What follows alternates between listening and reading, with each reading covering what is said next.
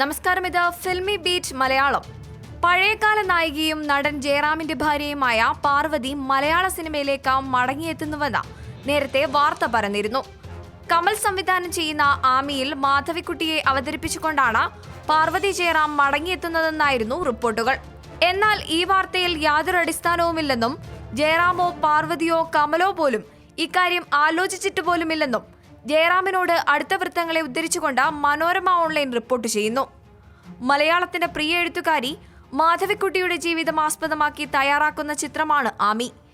കമൽ സംവിധാനം ചെയ്യുന്ന ഈ ചിത്രത്തിൽ നിന്നും വിദ്യാ ബാലൻ പിന്മാറിയതോടെ പ്രൊജക്ട് പകുതി വഴിയിലായി. ചിത്രീകരണം ആരംഭിക്കുന്നതിന് 5 ദിവസം മുൻപായിരുന്നു വിദ്യയുടെ പിന്മാറ്റം. ഇത് അധാർമികതയാണെന്നും വിദ്യ ചെയ്തതിനെ ന്യായീകരിക്കാനാകില്ലെന്നും അന്ന് കമൽ പ്രതികരിച്ചിരുന്നു. വിദ്യാബാലനില്ലെങ്കിലും ചിത്രം റിലീസ് ചെയ്യുമെന്നും കമൽ വെളിപ്പെടുത്തി. ഇതിനിടെ ചിത്രത്തിൽ ആമിയായി തബു അഭിനയിക്കുന്നുവെന്നും വാർത്തകൾ പരന്നിരുന്നു. ഈ വാർത്തയും കമൽ നിഷേധിച്ചിരുന്നു. പിന്നീട് നടി പാർവതിയുടെ പേരും പറഞ്ഞുകേട്ടു.